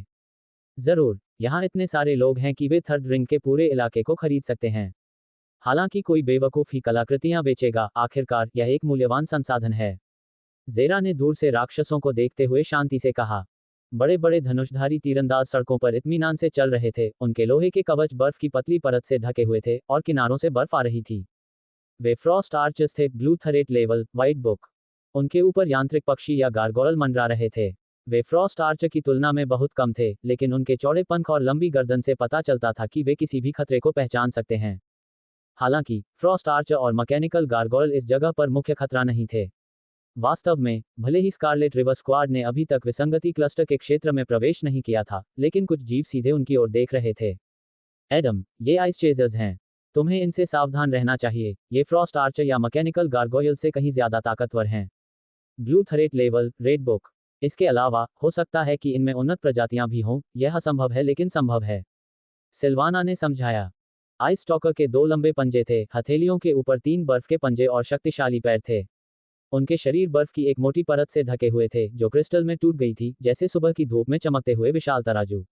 आइस स्टॉकर्स की कोई आंखें नहीं थीं, केवल 3 लंबी जीभों वाले शक्तिशाली जबड़े और एक मजबूत पूंछ थी जिसमें एक लंबा बर्फ का ब्लेड धीरे धीरे एक तरफ से दूसरी तरफ झूल रहा था। वे पहले से ही खतरे को महसूस कर रहे थे और अपने क्षेत्र की रक्षा के लिए तैयार थे, क्योंकि अगर फैंटम ने कलाकृतियां ले लीं, तो वे अन्य राक्षसों की तरह गायब हो जाएंगे। ठीक है, अब काम पर लगने का समय है, ज़ेरा ने आत्मविश्वास से कहा और अपने केस की ओर बढ़ गई। अध्याय 57 जाल। ज्यादातर फैंटम मिशन पर अपने नेक्सस के लिए केस लेकर चलते थे क्योंकि सिर्फ कुछ फैंटम के पास इतना कॉम्पैक्ट नेक्सस था कि उसे केस की जरूरत नहीं थी।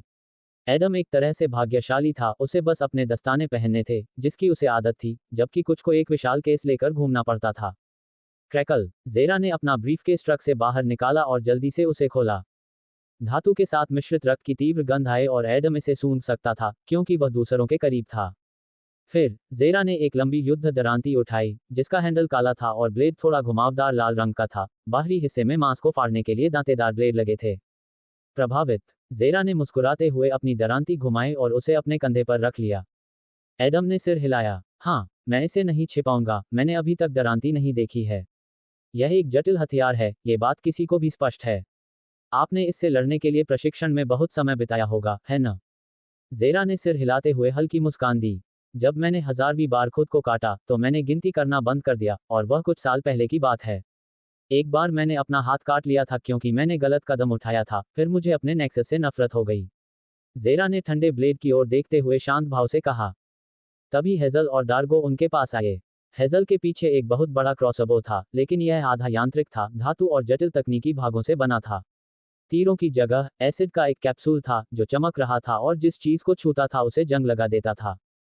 दूसरी ओर, डार्गो का नेक्सस कम शानदार दिख रहा था, लेकिन कम दिलचस्प नहीं था। एक हाथ से, उसने एक विशाल पत्थर की गोलाकार ढाल पकड़ी हुई थी जो आंशिक रूप से टूटी हुई लग रही थी, क्योंकि इसके केंद्र से किनारों तक काली दरारें थीं। मैं गलत हो सकता हूं, लेकिन उस ढाल का वजन बहुत ज्यादा होगा। ऐसा लगता है कि ताकत के मामले में डार्गो यहां शीर्ष एक है। एडम ने अपने सहयोगियों को ग्रेड देते हुए सोचा। इस बीच, सिल्वाना उसे उनकी क्षमताओं के बारे में बता रही थी, क्योंकि उसे यह जानना था कि उसके साथी क्या करने में सक्षम हैं। हम कहां से शुरू करें? हेजल ने मैकेनिकल गारगोयल्स को देखते हुए पूछा। ज़ेरा ने मुस्कुराते हुए कहा, आप जानते हैं, सबसे पहले, हमें उनसे छुटकारा पाना होगा, और हम यहीं से शुरुआत कर सकते हैं, है न? हेजल ने चुपचाप सिर हिलाया और निशाना साधते हुए अपना क्रॉसबो घुमाया। डार्गो ने भौहें उठाईं और हेजल के पीछे कुछ कदम आगे बढ़ा। एडम ने उत्सुकता से ये दृश्य देखा। कांपना, कांपना, कांपना। क्रॉसबो कांप उठा क्योंकि उस पर लगे कई संकेतक कैप्सूल के बगल की रेखाओं की तरह चमक रहे थे। फिर, संपीड़ित एसिड का एक घना, लंबा प्रक्षेप्य बैरल से बाहर निकल गया। इतने लंबे शॉट से होने वाली प्रतिक्रिया ने हेजल को पीछे की ओर फेंक दिया, लेकिन डार्गो ने उसे सावधानी से पकड़ लिया। जाहिर है कि यह पहली बार नहीं था जब उसने ऐसा देखा था। प्रक्षेप्य बहुत तेज गति से मैकेनिकल गारगोयल की ओर बढ़ रहा था। हेजल ने प्रक्षेप पथ की गणना की, इसलिए उसका हिट होना अपरिहार्य था। उसी क्षण, आइस चेजर ने अपना सिर घुमाया और अपनी पूंछ को घुमाया, अपने तेज ब्लेड को धातु के टुकड़े में घुसा दिया। अपनी पूंछ को तेजी से हिलाते हुए आइस चेजर ने धातु के टुकड़े को प्रोजेक्टाइल में फेंक दिया, जिससे वह दूर जा गिरा और उसमें विस्फोट हो गया। सैकड़ों एसिड की बूंदें जमीन की ओर बढ़ीं, लेकिन वे सतह को छूने से पहले ही बर्फ में बदल गईं। अरे, राक्षस इतने होशियार कब से हो गए? ज़ेरा ने भौहें सिकोड़ते हुए अपनी बाहें छाती पर रखते हुए और चिढ़कर पैर पटकते हुए कहा। हेज़ल ने अपना चश्मा ठीक किया। खैर, ऐसा लगता है कि वे हमें दूर से उन्हें मारने नहीं देंगे। हालांकि, यह अपेक्षित है। पब फ्यूचर द्वारा विज्ञापन। डार्गो आगे बढ़ा। ठीक है, मैं पहले जाऊंगा, मेरे पास ही रहना। बाकी फैंटम हमारे पीछे आएंगे, और जब हम पहला क्षेत्र साफ कर लेंगे, तो हार्वेस्टर्स हमारे साथ आ जाएंगे। फिर, बिना किसी देरी के, डार्गो ढलान से नीचे उतरा, कुछ मीटर तक फिसलने के बाद रुक गया और क्रूर ठंडी हवा का सामना किया जो लगातार दीवार से टकरा रही थी। हालांकि, डार्गो के लिए यह कोई बाधा नहीं थी, उसे खुद को ढाल से ढकने की जरूरत नहीं थी। वह बस आगे बढ़ा, और जल्द ही बाकी लोग उसके पीछे आ गए।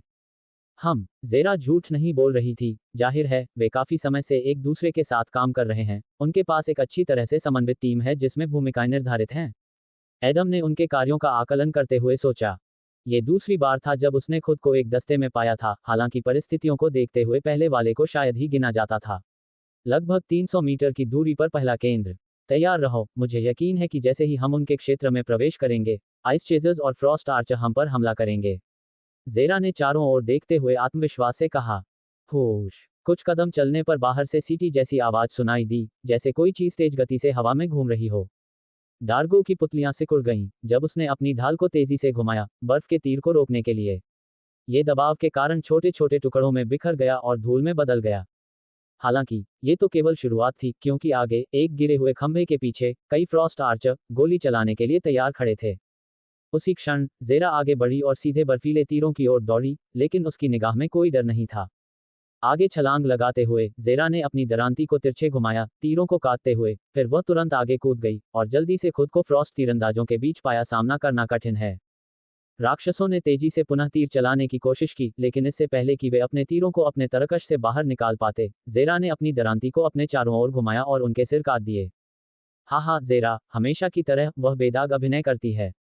हेज़ल, जिसने एडम की आलोचना की थी, ने ज़ेरा की सबसे अधिक प्रशंसा की।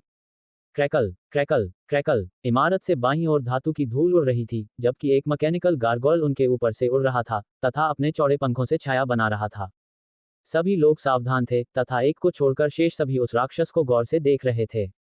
किसी कारणवश, एडम मैकेनिकल गार्गोयल को अनदेखा करते हुए आगे की ओर भागा, क्योंकि उसे एहसास हो गया था कि यह ध्यान भटकाने वाला था।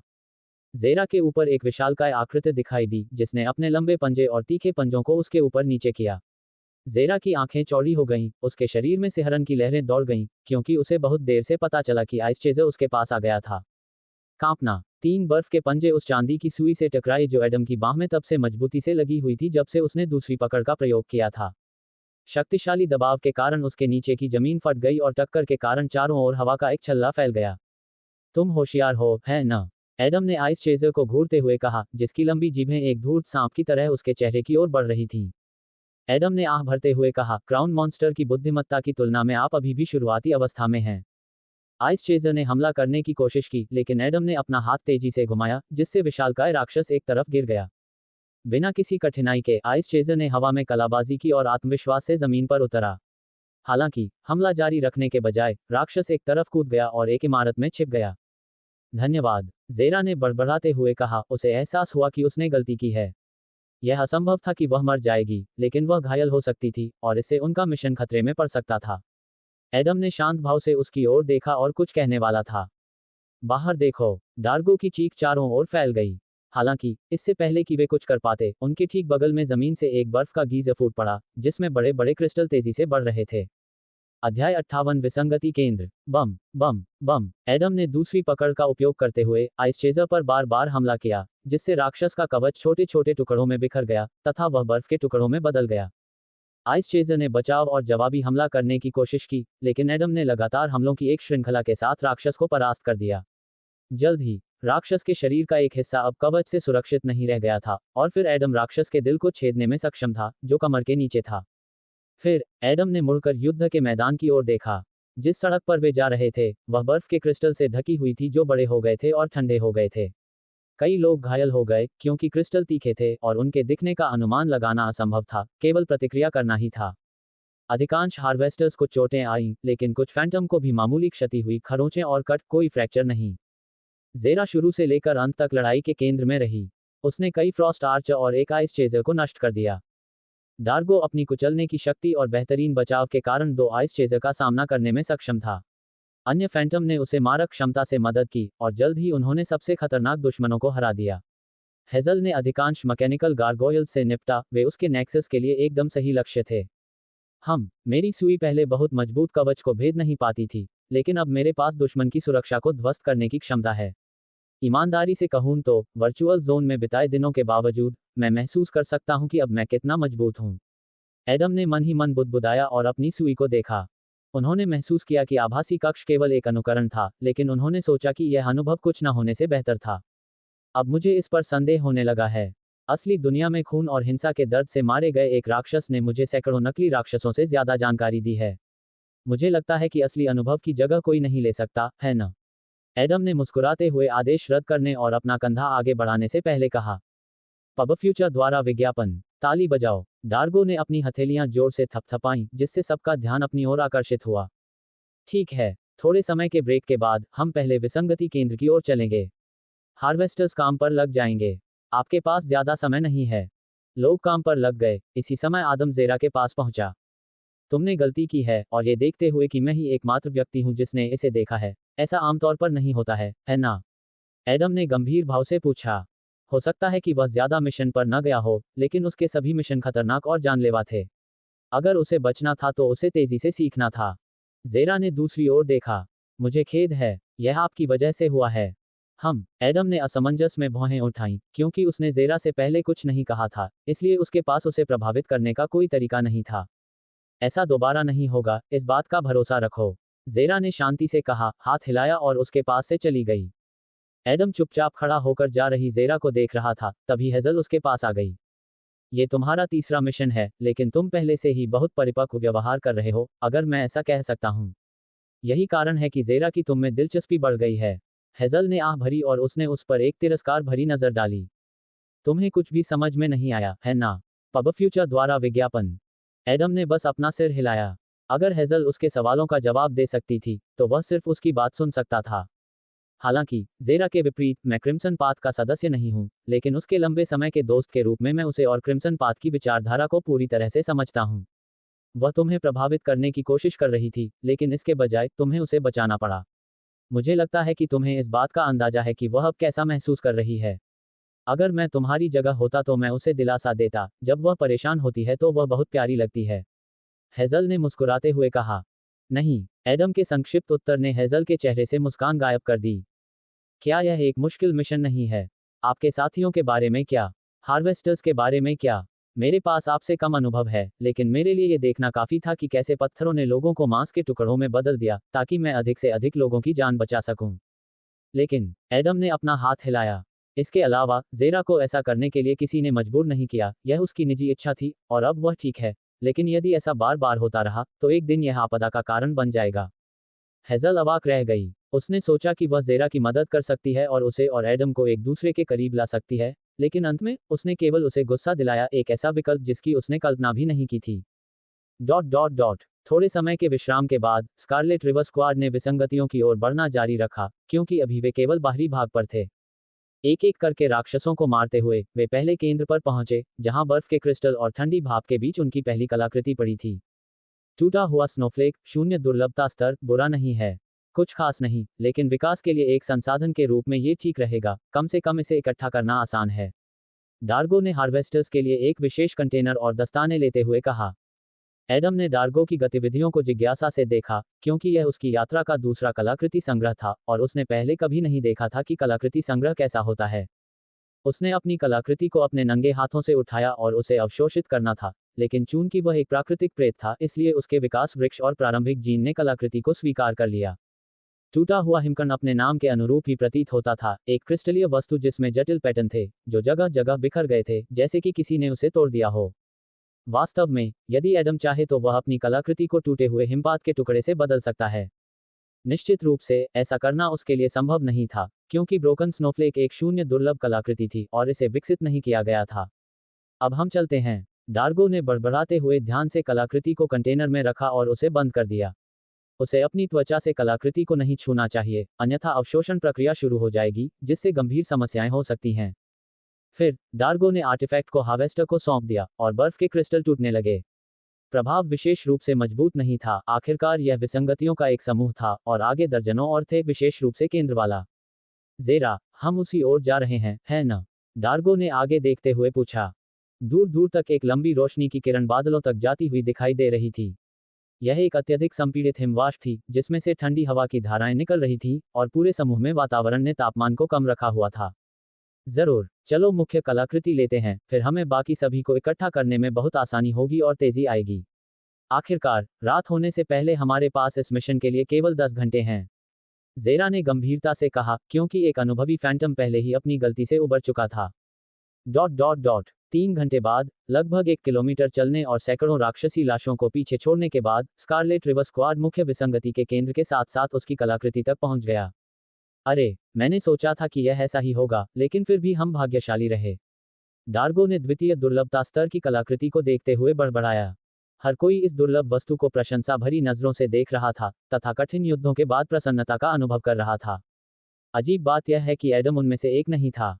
वह समय समय पर पीछे मुड़ता था, आइस चेजर्स और फ्रॉस्ट आर्चर्स की लाशों को देखता था। क्या राक्षस बहुत कम नहीं थे? नहीं, इससे भी महत्वपूर्ण बात यह है कि आखिरी राक्षस कहाँ है? एडम ने सोचा, उसे लगा कि कुछ छूट गया है, कुछ बहुत महत्वपूर्ण विवरण। उसी क्षण, डार्गो ने कलाकृति को छुआ और उसे कंटेनर में भरने ही वाला था। तभी एक चमकीली चमक ने सभी को अंधा कर दिया, जिससे उनकी रीढ़ में सिहरन दौड़ गई। विसंगतियां, कुछ मायनों में, सच्चे चमत्कार थीं, जिनकी प्रकृति को हर कोई जानता था, चाहे वह एक अनुभवी प्रेत हो या झुग्गी झोपड़ियों का कोई युवा लड़का। हालांकि, अधिकांश लोग ये भूल गए कि विसंगतियां खजाने की पेटियां नहीं थीं, बल्कि खतरनाक क्षेत्र थे जहां पुरस्कार पाने के लिए आपको परीक्षणों से गुजरना पड़ता था। यहीं पर सभी विसंगतियों का छिपा हुआ खतरा था, या यूं कहें कि काफी बड़ा और शक्तिशाली खतरा था, क्योंकि विसंगतियों से केवल राक्षस और प्राकृतिक आपदाएं ही खतरा नहीं थीं। डार्गो के हाथ में जो कलाकृति थी, वह एक काले, ठंडे गोले जैसी दिख रही थी, जो बहुत सघन बर्फ या धातु से बनी थी। हालांकि, जैसे ही उन्होंने इसे छुआ, भले ही उन्होंने विशेष दस्ताने पहने हुए थे, कलाकृति से एक चमकदार चमक निकली जिसने सभी को अंधा कर दिया। उसी क्षण, काला गोला फट गया, जिससे बाहरी आवरण टूट गया और वह ढह गया, जिससे कलाकृति का असली रूप सामने आ गया। या क्या वह वास्तव में कलाकृति नहीं थी? नीली लपटों से भरी एक नीली आंख चौड़ी होकर पहले डार्गो को, फिर दूसरों को देख रही थी। ज़ेरा, हेजल और डार्गो सदमे और भय से स्तब्ध रह गए, क्योंकि वे ही पूरे दल में थे जिन्हें पता था कि वहां क्या हो रहा है। सब लोग, अपनी रक्षा करो, ज़ेरा ने जितनी तेज और ऊंची आवाज में हो सकती थी, चिल्लाकर कहा। उसकी आवाज उसकी आत्मा की गहराई से आ रही थी, जो धमकी लेकर आ रही थी। उसी क्षण, एक आंख वाला नीला ज्वाला गोला डार्गो की पकड़ से छूटकर ऊपर की ओर उड़ गया। कुछ ही समय में, शायद ही किसी को तैयार होने और यह समझने का समय मिला कि यहाँ क्या हो रहा है, नीली आंख फिर से चमक उठी, जिसने प्रकाश की एक लहर के साथ मुख्य विसंगति के पूरे क्षेत्र को ढक दिया।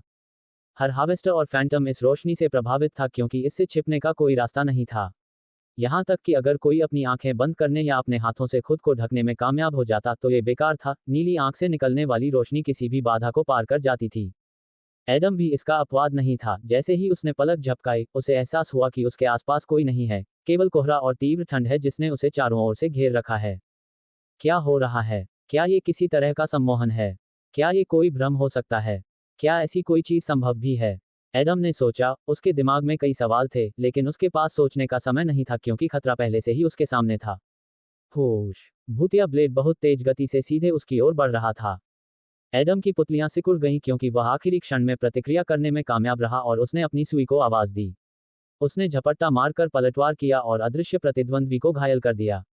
फिर एक और हमला हुआ। इस बार यह बहुत तेज और ज्यादा सटीक था, लेकिन एडम तैयार था।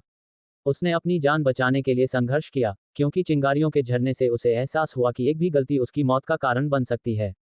जल्द ही, एडम भूल गया कि वह स्कारलेट रिवर स्क्वाड के साथ एक मिशन पर था। वह विसंगति क्लस्टर के बारे में भी भूल गया और समय का सारा बोध खो बैठा। वह नहीं जानता था कि वह इस अजीब जगह पर कितने सेकंड, मिनट या घंटे रहा था, क्योंकि हर पल उसे संघर्ष करना पड़ता था, कभी कभी घायल भी होना पड़ता था। भाड़ में जाओ, तुम्हें मारने के लिए मुझे तुम्हें और कितनी बार घायल करना पड़ेगा? एडम ने जोखिम भरा कदम आगे बढ़ाने से पहले मन ही मन कहा। उसने अपना हाथ आगे बढ़ाया और भूतिया ब्लेड को अपने हाथ में घुसने दिया। उसके पूरे शरीर में तेज दर्द फैल गया, लेकिन अब एडम के पास अपने प्रतिद्वंद्वी को पकड़ने का मौका था। पब फ्यूचर द्वारा विज्ञापन पकड़ा। एडम ने मुस्कुराते हुए सुई को देखा जो धीरे धीरे उसके दुश्मन के भूतिया शरीर में प्रवेश कर रही थी और खून से भर रही थी। फिर बर्फीली धुंध तेजी से घूमने लगी और घनी होती चली गई। एडम ने सुई को घुमाया, उसे चीर दिया, लेकिन ये बेकार था। उसने पलक झपकाए और उसे आश्चर्य हुआ कि वह वास्तविक दुनिया में वापस आ गया था और उसके कई घाव, जिसमें उसकी बांह पर कट भी शामिल था, गायब हो गए थे। हालांकि ये सही परिभाषा नहीं थी, क्योंकि आभासी क्षेत्र की तरह वे घाव कभी अस्तित्व में ही नहीं थे। एडम ने चारों ओर देखा, उसकी आंखें फैल गईं, उसका शरीर रोंगटे खड़े हो गए, उसके अंदर एक तीव्र चिंता घर कर गई। उसके आसपास के सभी फैंटम और हार्वेस्टर बर्फ के क्रिस्टल में बंद थे। उनमें से कोई भी घायल नहीं था, कम से कम बाहर से तो नहीं, लेकिन वे हिल नहीं सकते थे, और उन सभी की आंखों में एक ही भाव था, जैसे कोई योद्धा अपनी नश्वर लड़ाई हारने से एक सेकंड पहले। इसके अलावा एडम सिल्वाना की आवाज नहीं सुन सका, क्योंकि उसका ईयर टूटा हुआ था। ये तब था जब नीली आंखें दूसरी बार चमक उठीं। ऐसा लग रहा था कि वह अकेला बचा था जो बर्फ के इस अभिशाप के अंतर्गत नहीं आया था, और जो कुछ बचा था वह था जमीन के ऊपर मंडराता हुआ एक नीला ज्वलंत गोला। मुख्य विसंगति के केंद्र के पास अब 3 लंबे क्रिस्टल थे जिनके अंदर किसी तरह से नीली लपटें जल रही थीं। प्रत्येक क्रिस्टल से एक भूतिया निशान निकलता था जो समय समय पर बाधित होता था, लेकिन लक्ष्य को ट्रैक करना संभव था। क्रैकल क्रैकल क्रैकल, बगल से बर्फ टूटने की आवाज सुनाई दी। एडम ने एक इग्लू को बुलाया तथा लड़ने की तैयारी करने लगा, लेकिन इसकी कोई आवश्यकता नहीं थी, क्योंकि वह कोई राक्षस नहीं, बल्कि ज़ेरा थी। वह भी परीक्षण में सफल रही। ज़ेरा, यहाँ क्या हो रहा है? एडम ने हैरानी से कहा। उसने ऐसी बात कभी नहीं सुनी थी। यह एक बुरे सपने के सच होने जैसा था। ज़ेरा की नज़रें और गहरी हो गईं जब उसने नीली आंख पर नजर डाली। हम इसे मृग तृष्णा कहते हैं, एक दुर्लभ लेकिन खतरनाक घटना जो कभी कभी विसंगति या समूह का हिस्सा बन जाती है। आप इसे एक जाल के रूप में सोच सकते हैं। यह उस तरह से आसान है, लेकिन ये कुछ हद तक एक उचित जाल है। ज़ेरा ने गहरी सांस ली। उसने शांत रहने की कोशिश की, क्योंकि घबराने से कोई फायदा नहीं था, और इससे पहले से ही खराब स्थिति और भी बदतर हो जाएगी। जाल, ठीक है। इसका क्या मतलब है? एडम ने अपनी मुट्ठियां कसकर भींचते हुए भौहें से कुढ़ीं। देखो, ज़ेरा ने नीली आंख के ऊपर मंडराती बर्फीली डिस्क की ओर इशारा किया। डिस्क पर 180 छोटी कोशिकाएं थीं, और उनमें से 3 पहले से ही नीली लपटों के साथ जल रही थीं, चौथी कुछ सेकंड में चमकने के लिए तैयार थी। क्या ये टाइमर है? एडम ने बड़बड़ाते हुए कहा, और उसकी आंखें चौड़ी हो गईं। ज़ेरा ने सिर हिलाया। हाँ, मैं पहले भी एक बार मिराज में गया हूँ, इसलिए मैं आपको आश्वस्त कर सकता हूँ कि उन सभी के अपने नियम हैं। इस मामले में ये सरल है। हमें इन 3 क्रिस्टल को नष्ट करने की आवश्यकता है, जिनके अंदर आग है। जाहिर है, वे इस डिस्क को शक्ति प्रदान कर रहे हैं। कोशिकाओं की संख्या को देखते हुए हमारे पास ऐसा करने के लिए 3 घंटे हैं। ये पहले से ही उससे थोड़ा कम है। एडम ने सिर हिलाया। उन्होंने महसूस किया कि ये क्रिस्टल असामान्य थे, बहुत कुछ उन पर निर्भर था। रुको, अगर हम समय पर नहीं पहुंचे या यहां से जाने का फैसला किया और नियमों का उल्लंघन किया तो क्या होगा? एडम कांप उठा। उसे एक अप्रिय जवाब की उम्मीद थी। हम निश्चित रूप से नहीं जान सकते, लेकिन सबसे अधिक संभावना है कि क्रिस्टल सिकुड़ जाएंगे या फट जाएंगे, जिससे हमारे दस्ते के सदस्य अलग हो जाएंगे। उसके बाद कोई भी जीवित नहीं बचेगा, ना हार्वेस्टर, न ही फैंटम प्राइवेट, न ही हेजल और डार्गो।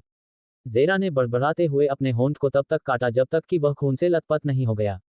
एडम ने दूसरी ओर देखा। उसकी निगाह निकटतम ज्वाला पथ पर चली गई, जो उसके आश्चर्य के लिए ठीक उनके बगल में समाप्त हो गई। ज़ेरा, लगता है कि हमारे पास अपनी स्थिति के बारे में शिकायत करने का समय नहीं है।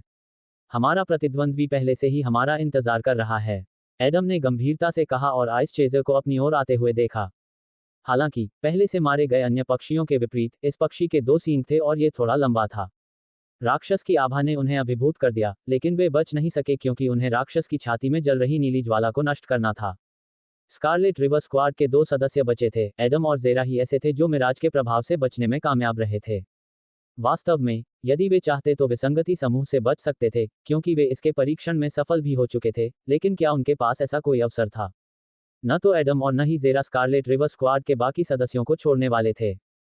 क्रिस्टलों को नष्ट करने और मिराज को बर्बाद करने के लिए 3 घंटे पर्याप्त समय था, लेकिन डेडलैंड्स में कुछ भी आसानी से नहीं होता। यदि वे अपना लक्ष्य प्राप्त करना चाहते थे तो उन्हें पसीना और खून बहाना पड़ता।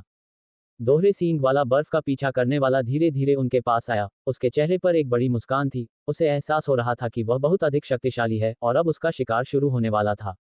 हमें क्या करना चाहिए? एडम ने युद्ध की तैयारी करते हुए पूछा। वह आगे बढ़ा, सुई को कसकर पकड़ लिया और अपनी निगाह से राक्षस को भेद दिया। ज़ेरा ने अपनी दरांती घुमाई। मैं पहले हमला करूंगा, उसका ध्यान भटकाने की कोशिश करूंगा और उसके कुछ कवच तोड़ दूंगा, फिर तुम जो शुरू किया था उसे पूरा करोगे। तुम्हारी सुई आसानी से उसके मांस में से गुजर जाएगी, है ना? जरूर, तुम्हें इसकी चिंता करने की जरूरत नहीं है। एडम ने शांति से सिर हिलाया और राक्षस को घूरने लगा। लड़ाई शुरू होने से पहले वह कुछ और कहने वाला था, लेकिन किसी कारणवश उसके चेहरे का भाव अचानक बदल गया। वोश! एक ठंडी चमक उसकी आंखों के ठीक सामने से गुजरी, जिसने उसकी नाक की नोक पर बर्फ की एक पतली परत जमा दी। यदि एडम ने एक भी कदम और बढ़ाया होता तो अब तक वह बर्फ की मूर्ति में बदल चुका होता। पब फ्यूचर द्वारा विज्ञापन। हालांकि इस हमले का स्रोत दोहरे सींग वाला आइस चेजर नहीं था, बल्कि कोई और था जो अब तक अदृश्य रहने के लिए काफी दूर था। भाड़ में जाओ, ऐसा लगता है कि हमारी योजना को तुरंत बदलने की जरूरत है। एडम ने कुछ गलियों दूर एक इमारत के ऊपर खड़े फ्रोजन आर्चर को देखते हुए कहा। दोहरे सींग वाले आइस चेजर के विपरीत फ्रोजन आर्चर अपने कमजोर रिश्तेदारों से बहुत अलग नहीं था। उसके पास तरकश नहीं था और उसके पास एक लंबी बर्फ की टोपी थी। उसने कुछ सेकंड के लिए अत्यधिक संपीड़ित ठंड वाष्प से तीर बनाए, जिससे यह इतना मजबूत हो गया कि स्टील भी भंगुर लगने लगा। एडम, यह मायावी फ्रोजन आर्चर है। ताकत के मामले में वह और दोहरे सींग वाला आइस चेजर लगभग बराबर हैं, क्योंकि वे दोनों ब्लू थरेट लेवल के हैं और रेड बुक में हैं। जेरा ने समझाया। मैं समझ गया, मैं तीरंदाज से मुकाबला करूंगा, ठीक है? एडम ने पूछा, जबकि मायावी जमे हुए तीरंदाज अगला शॉट लेने वाला था। जेरा ने सिर हिलाया। जैसा तुम्हें ठीक लगे वैसा करो। अगर हम अपने साथियों को बचाना चाहते हैं तो हमें उन्हें और तीसरे को भी हराना होगा। हमारे पास कोई और विकल्प नहीं है। उसी क्षण वे दोनों अलग अलग दिशाओं में भाग निकले और अपने विरोधियों की ओर बढ़ गए। शायद उन्हें अलग अलग लड़ने के बजाय एक साथ मिलकर 2 बनाम 2 लड़ना चाहिए था, लेकिन उन्हें इस विचार की विफलता का एहसास होने में 1 सेकंड का समय लगा। यहां तक कि केवल उन दोनों के साथ भी वे दोहरे सींग वाले बर्फ के पीछा करने वाले से जल्दी से निपटने में सक्षम नहीं होंगे, और मायावी जमे हुए तीरंदाज लगातार दूर से उन पर हमला करेंगे। देर सबेर वह हमला करेगा और फिर उनकी लड़ाई हार में समाप्त होगी। एडम को मायावी जमे हुए तीरंदाज तक पहुंचने में कुछ समय लगा। वह बर्फ के तीरों को चकमा देते हुए आगे भागा। हर बार जब कोई तीर जमीन पर पड़ता तो बर्फ का विस्फोट होता और ठंडी भाप उसके आसपास की हर चीज को जमा देती। ठीक है, जेरा, तुम ये कर सकती हो। तुम पहले भी एक बार मिराज में जा चुकी हो। हालांकि इस बार यह बिल्कुल अलग है। अब मुझे किसी को बचाना होगा, बजाय इसके कि कोई मुझे बचाए। जेरा ने मन ही मन जटिल भाव से कहा। उसकी आंखें चमक उठीं, क्योंकि उसके चारों ओर खून की बहुत सी बूंदें दिखाई दे रही थीं। वे उसके पीछे पीछे चल रही थीं और किसी ग्रह के चारों ओर उपग्रहों की तरह थोड़ा थोड़ा घूम रही थीं। पब फ्यूचर द्वारा विज्ञापन। तभी जेरा ने अपना हाथ घुमाया और सभी बूंदें तेज ब्लेड में बदल गईं, जो एक साथ आइस चेजर पर बरसने लगीं। आइस चेजर मुस्कुराया। स्पष्ट खतरे के बावजूद राक्षस चकमा नहीं दे रहा था। होश! आइस चेजर की पूंछ पहले धीरे धीरे आगे की ओर बढ़ी, फिर नोक पर स्थित तेज ब्लेड ने अचानक तीव्र गति पकड़ ली। प्रत्येक खूनी ब्लेड छोटे छोटे टुकड़ों में बिखर गया, जो आइस चेजर के शरीर तक पहुंचने में असमर्थ था। खुद का बचाव। ठीक है, मैं सिर्फ इतना ही नहीं कर सकती, जेरा ने कहा और उसकी आंखें फिर से चमक उठी। वह अपने दूसरे आदेश का उपयोग करने वाली थी। उसके बाएं हाथ की उंगलियां खून से लथपथ हो गईं और जल्दी ही कांपने लगीं। फिर उसने अपने हाथ को किसी जंगली जानवर की तरह अपने पंजों से घुमाया। रक्त के थक्के तेजी से आकार में बढ़ गए और एक विशाल खूनी बवंडर में बदल गए, जिसने अपने रास्ते में आने वाली हर चीज को नष्ट कर दिया। बर्फ के क्रिस्टल जमीन से उड़कर दूर चले गए, जबकि भंवर की तेज धारें अपने लक्ष्य की ओर बढ़ गईं। इस बार आइस चेजर स्थिर खड़ा नहीं रहने वाला था, हालांकि वह भागना भी नहीं चाहता था, यह उसकी गरिमा से परे था। आइस चेजर ने अपना शरीर आगे की ओर झुकाया, अपना सिर झुकाया और अपने तीखे सींगों को सीधे लाल रंग के भंवर की ओर तान दिया। तभी बर्फ के कवच के नीचे छिपी उसकी नसें ऊर्जा से भर गईं और उसके सींगों के सिरे चमक उठे, जिससे उनके बीच एक छोटा सा गोला बन गया। ये गोला एक दाने के आकार का था, लेकिन इतना घना था कि इसमें अपार शक्ति समाहित थी। होश! गोला फट गया, जिससे एक विनाशकारी किरण निकली, जिसने भंवर को तुरंत नष्ट कर दिया। खूनी हवा इतनी कमजोर थी कि एक पल के लिए भी उसका विरोध नहीं कर सकी। आइस चेजर ने कपटपूर्ण ढंग से मुस्कुराते हुए अपना सिर उठाया। वह अपने प्रतिद्वंद्वी की हताश अभिव्यक्ति देखना चाहता था। जेरा की दरांती से खून की बूंदें टपक रही थीं। जब वह दरांती को ऊपर से नीचे घुमा रही थी तो उसकी धार चमक रही थी। उसी क्षण ऊर्ध्वाधर खूनी ब्लेड ने ऊर्जा किरण को 2 भागों में काट दिया और तेजी से आइस चेजर तक पहुंच गया। राक्षस की प्रवृत्ति उसे भागने के लिए चिल्ला रही थी, लेकिन आइस चेजर ने कोई कदम नहीं उठाया। राक्षस ने केवल एक आखिरी बार मुस्कुराया, क्योंकि वह पहले ही अपनी हार स्वीकार कर चुका था। राक्षसों के लिए यह मौत के बराबर था। खूनी ब्लेड ने बिना किसी प्रतिरोध के आइस चेजर को 2 टुकड़ों में काट दिया और कुछ मीटर पीछे जाकर गायब हो गया। जेरा ने एक घुटने पर बैठने से पहले संतोषपूर्वक मुस्कुराया और एक गहरी सांस ली। उसके मुंह के कोनों से खून की एक धार टपकी और उसकी नजर थक गई। उसने अपने नेक्सस और सेकंड ऑर्डर का उपयोग किया था, इसलिए यह प्रतिक्रिया पूर्वानुमानित लेकिन अपरिहार्य थी। ठीक है, भले ही मुझे बहुत सारी ऊर्जा खोनी पड़ी, लेकिन मैं इससे बाहर निकल आई। मुझे एडम की मदद करनी है। जेरा ने पीछे मुड़ने से पहले उसे खोजने के लिए अपनी नज़र घुमाते हुए कहा। उसकी आंखें चौड़ी हो गईं जब एडम ने बर्फ के तीर को परावर्तित किया और पहली पकड़ का उपयोग करते हुए सुई को मायावी जमे हुए तीरंदाज के कंधे में डाल दिया, जिससे राक्षस अपनी टोपी के साथ भागने से रुक गया। ऐसा लगता है कि उसे मेरी मदद की जरूरत नहीं है। जेरा ने हल्की सी मुस्कुराहट के साथ खुद को फिर से ताकत हासिल करने का समय दिया। डॉट डॉट डॉट होश। एडम ने अपना हाथ घुमाया, जिससे सुई ऊपर की ओर बढ़ी और फ्रोजन आर्चर के सिर में घुसने वाली थी, लेकिन राक्षस अंतिम क्षण में चकमा देने में कामयाब रहा। हालांकि तेज लंबे जोड़ने वाले धागे ने मायावी जमे हुए तीरंदाज की बांह को काट दिया। तभी मायावी जमे हुए तीरंदाज की टोपी कांप उठी और उस पर घना ठंडा कोहरा छा गया। वह लगभग गायब होने वाला था। बहुत बढ़िया प्रयास, एडम ने कहा और सुई को जमीन में धंसते देख उसने धागे का उपयोग करते हुए सुई की ओर खुद को खींचा। उसके बाएं हाथ के चारों ओर चांदी के धागे दिखाई दिए और शीघ्र ही 4 तीखे पंजे मायावी जमे हुए तीरंदाज की छाती में घुस गए, इससे पहले कि वह गायब हो जाता। ये कुछ ऐसा है जो मैंने पहले कभी नहीं किया है, लेकिन कुछ नया सीखने के लिए कभी देर नहीं होती, है ना? एडम ने कहा, जब उसकी उंगलियां चमक उठीं, जिससे ब्लेड की तरह तीखे चांदी के धागे निकले, जिन्होंने मायावी जमे हुए तीरंदाज को अंदर से बाहर तक काट दिया।